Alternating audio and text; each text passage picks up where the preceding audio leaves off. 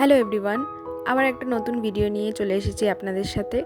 তো এই ভিডিওটা হচ্ছে অনেক দিনের আগের ভিডিও। এটা ছিল লোকনাথ পুজো দুদিন পরের ভিডিও। তো আমাদের বাড়িতে লোকনাথ পুজো হয়েছিল, সেটা আপনাদেরকে আমরা দেখিয়েছি। আর এটা ছিল আমাদের লোকনাথ পুজোর পরে সবার একসঙ্গে একটা খাওয়া দাওয়ার প্রোগ্রাম। তো সেই কারণেই আজকে ভিডিওটা নিয়ে আসলাম আপনাদের সামনে। তো সেদিন সকাল সকাল চলে গেছিলাম আমি আমার শ্বশুর বাড়িতে। অ্যাকচুয়ালি সকাল সকাল নয়, তার আগের দিন রাতে প্রায় রাত 3টে অবধি কারেন্ট ছিল না, সেই কারণে আমার যেতে একটু দেরি হয়েছিল। তো সেই কারণে সবার কাছে একটু বকাও খেয়েছিলাম। তো যাই হোক, আমি চলে গেছিলাম শ্বশুরবাড়িতে, গিয়ে বসে পড়েছিলাম সবজি কাটতে।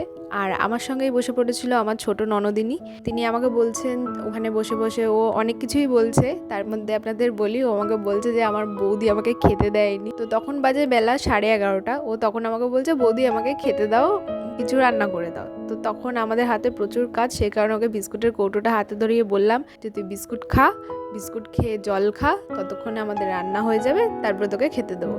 তো সেটাই ও বলছে। আর এদিকে এনাকে যে দেখতে পাচ্ছেন, ইনি হচ্ছেন আমার মেজো জেঠি শাশুড়ি। তো উনি বলছেন আপনাদেরকে যে ওনাকে সকাল থেকে অনেক খাটানো হয়েছে। উনি সদ্য মাছ ধুয়ে এসেছেন, এখন আবার যাবেন উনি মাংস ধুতে। সেটাই আপনাদেরকে বলছে হাত পা নেড়ে নেড়ে, যে আমাকে দিয়ে প্রচুর কাজ করাচ্ছে।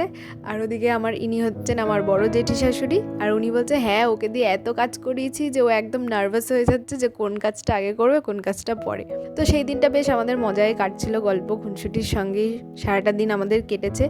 আর এদিকে আমি চলে গেছি দেখুন মাংস রান্না করতে। আমি এদিকে মাংসের আলু ভাজছিলাম, আর বাবাই এসে পিছন থেকে আমার ভিডিও করছিল। তো সেটাই আমি আপনাদের বলছিলাম যে দেখুন আমি এখানে মাংসের আলু ভাজছি, আর তার সঙ্গে দেখাচ্ছিল টমেটো পেঁয়াজ এখানে কাটা রয়েছে। আমি আপনাদেরকে আবার এই যে মশলাটা পেস্ট করে এনেছিলাম সেটা আপনাদের দেখাচ্ছি। তো এই করতে করতেই চলছিল। তারপরে ওদিকে বড়মার ঘরে আলু ভাজছিল। তো এইভাবেই রান্নাবান্না চলছিল। তো চলো, রান্নাবান্না আমার ডান হয়ে গেছে। সেটাই আমি আপনাদেরকে বলছিলাম যে কার কার এরকম লাল লাল ঝাল ঝাল মাংস খেতে ভালো লাগে অবশ্যই কমেন্ট করে জানাবে। আমার তো ভীষণই ভালো লাগে। তো এটাই আপনাদেরকে বলছিলাম। এখানে আমার মাংস রান্নাও কমপ্লিট। একটু বেলা হয়ে গেছিলো বলে আমি আর খাওয়া দাওয়ার ফুটেজটা নিতে পারিনি, তার জন্য আপনাদের কাছে অনেক অনেক সরি। তো আমি তারপর চলে এসেছি বাড়িতে। আর দেখুন লোকনাথ পুজোর দুদিন বাদে আমাদের লিলুয়ার রাস্তার অবস্থা, সে তো এখনও রয়েছে। সে বৃষ্টি না হলেও আমাদের লিলুয়ার রাস্তার এরকম অবস্থা থাকে, আর বৃষ্টি হলে তো যারা এখানে থাকেন তারা জানেনই, আর কি বলবো। তো চলো, আজকের ভিডিওটা এইটুকুই ছিল। দেখা হচ্ছে নেক্সট ভিডিওতে। ততদিন সবাই ভালো থাকবেন, সুস্থ থাকবেন, টাটা।